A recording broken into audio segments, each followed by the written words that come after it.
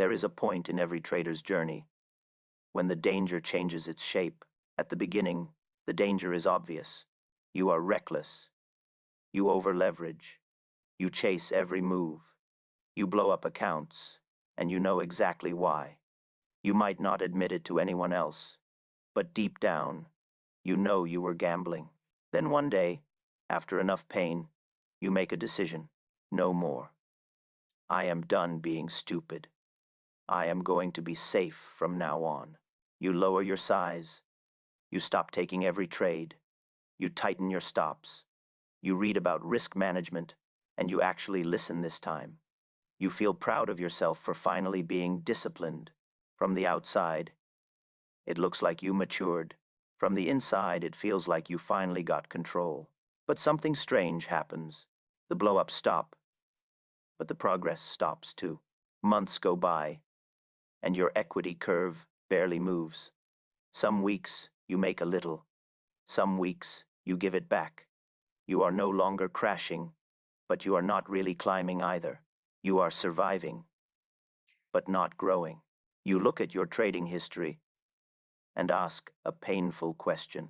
How can I be doing everything safer and still not getting anywhere? That is what this video is about.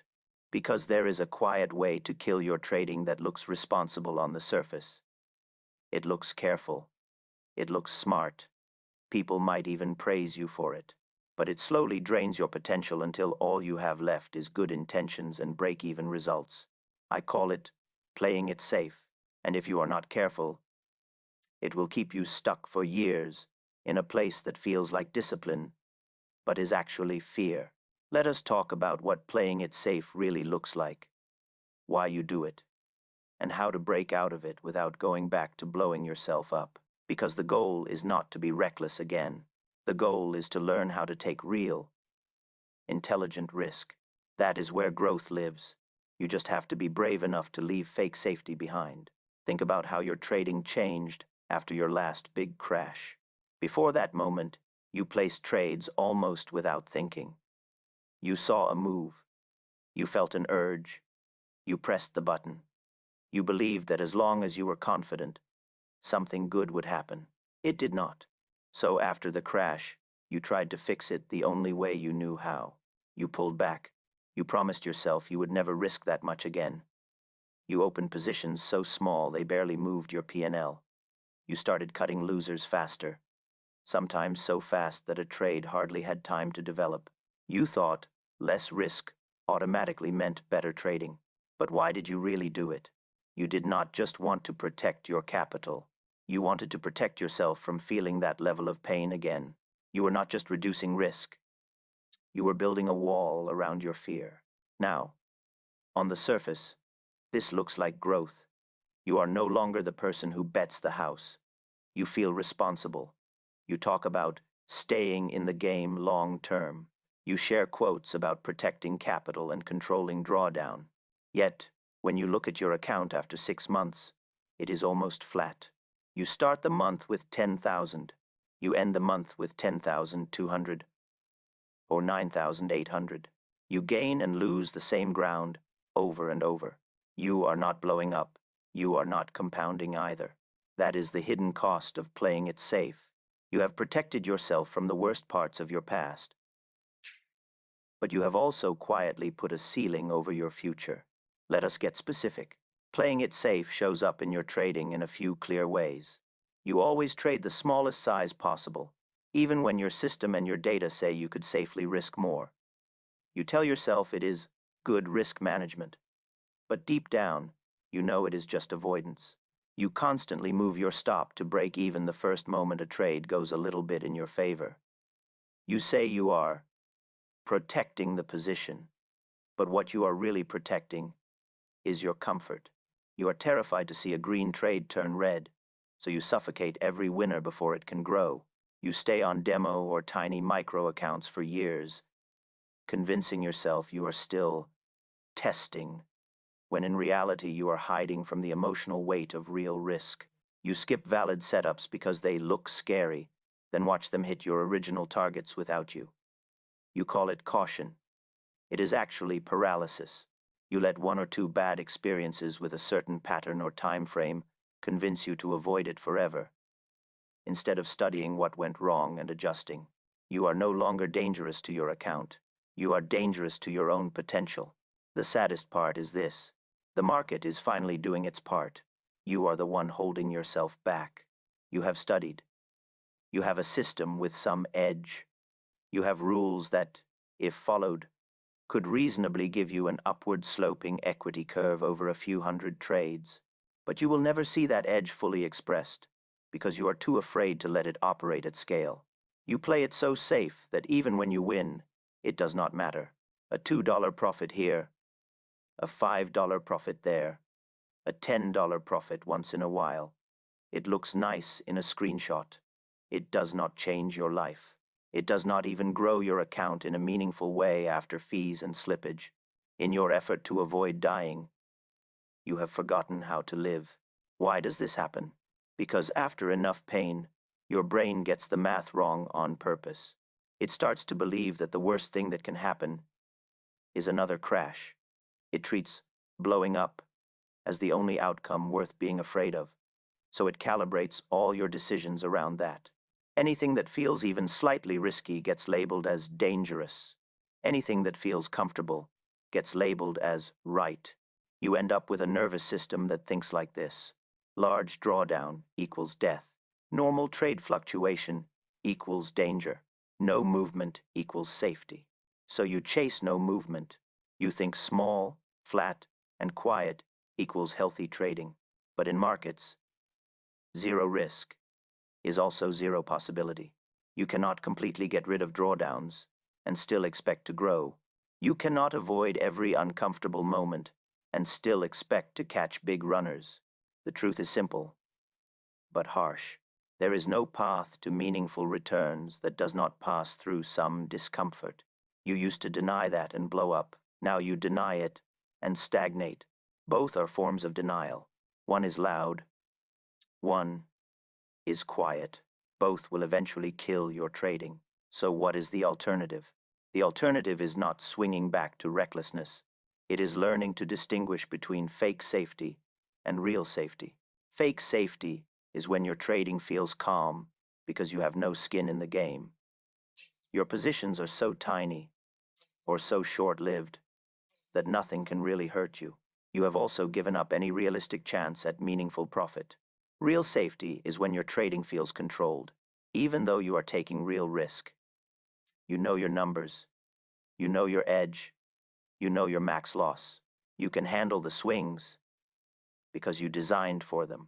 Fake safety is about avoiding pain at all costs. Real safety is about choosing a level of pain you are willing to endure in exchange for growth. Let us talk about how to move from one to the other. The first step is to be honest about what you are actually afraid of. You might say you are afraid of losing money, but is that really true? If you trade a tiny position, lose $10, and shrug it off, then losing money is not the real issue.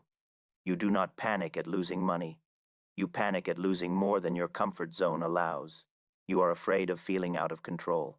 You are afraid of looking stupid, especially to yourself. You are afraid of recreating a past trauma.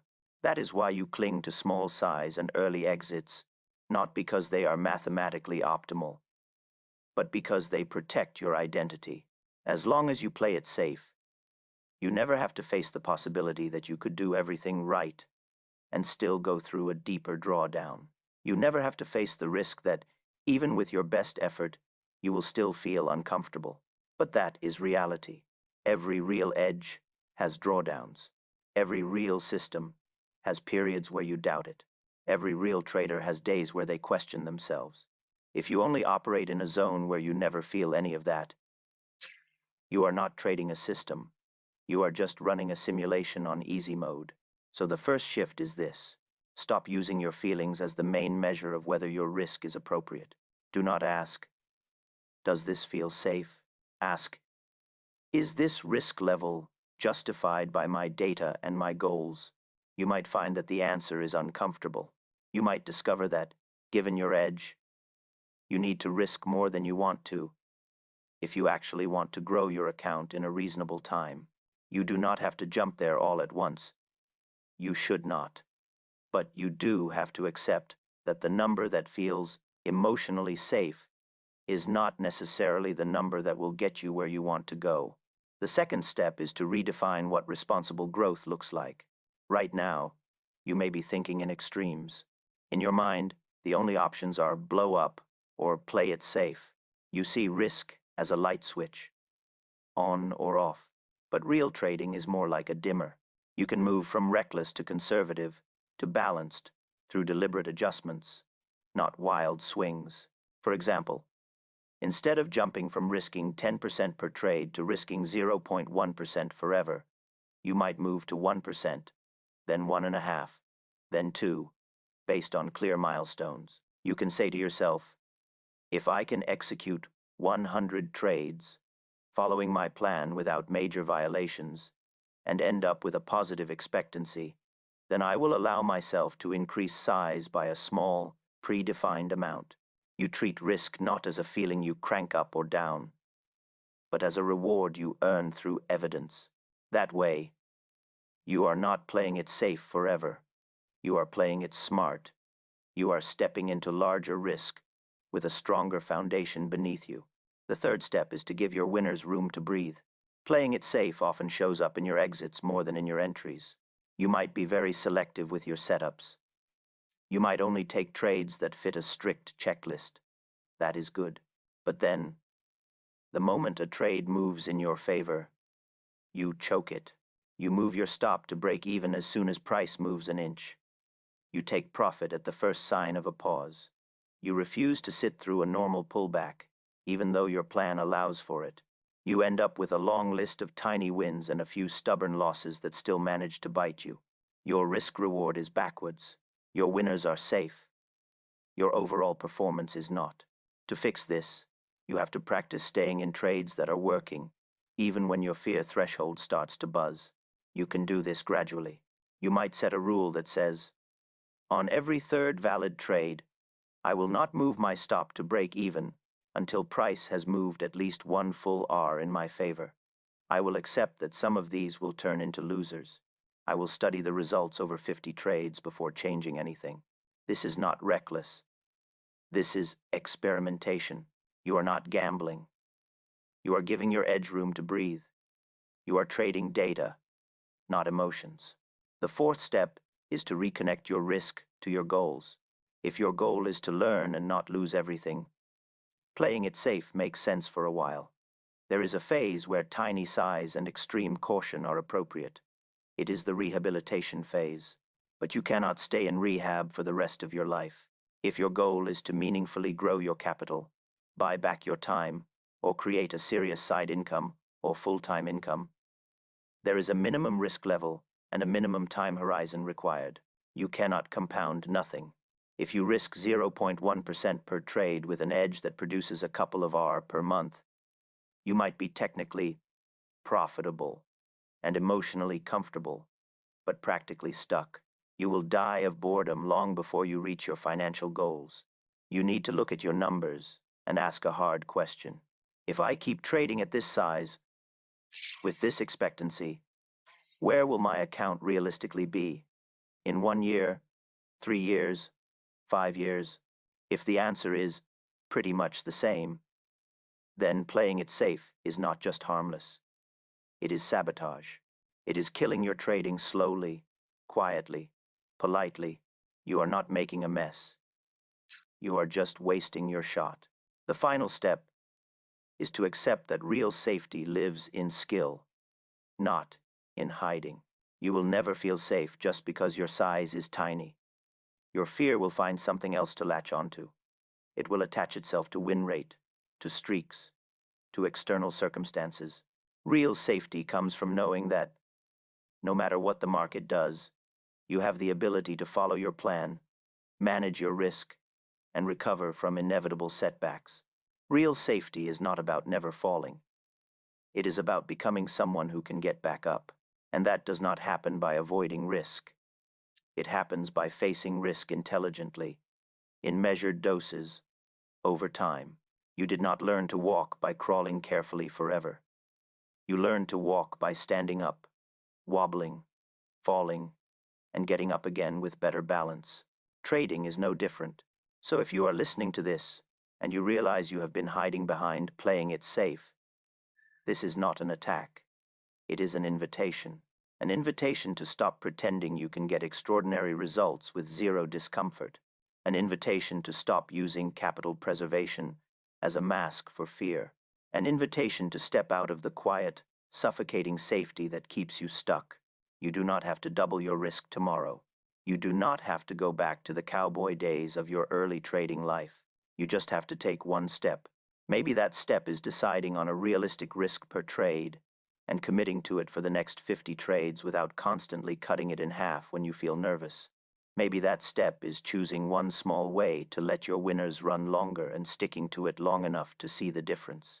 Maybe that step is finally moving from demo to a small live account, or from micro size to something that makes you pay real attention. Whatever it is, let it be intentional, because the market does not care whether you play it safe or not. It will keep moving, creating opportunity and destruction for whoever shows up. The question is simple. Do you want to be the trader who keeps surviving but never going anywhere? Or the trader who learns to handle real risk and, slowly, patiently, earns the right to grow? How playing it safe is quietly killing your trading is not a mystery. It is killing you every time you choose comfort over growth. Every time you suffocate a winner to avoid seeing a pullback. Every time you size so small that your edge cannot express itself. Every time you call fear discipline and hide behind it. You have already faced the loud kind of danger. You survived the blow-ups. You made it through stage 1. Now it is time to face the quiet kind. The kind that whispers, just stay small. Just stay safe. Just stay here. Just stay here. While your dreams slowly starve behind the wall you built to protect them. You are capable of more than that. Real discipline is not hiding forever. Real discipline is walking straight into calculated risk, with your eyes open, your rules clear, and your identity no longer tied to whether this one trade wins or loses. When you become that trader, you do not have to choose between safety and growth. Your growth becomes your safety, because the more skill you build, the less you have to fear. So, ask yourself, honestly, is playing it safe protecting you, or is it quietly killing your trading? Your next decision will answer that question better than any words ever could.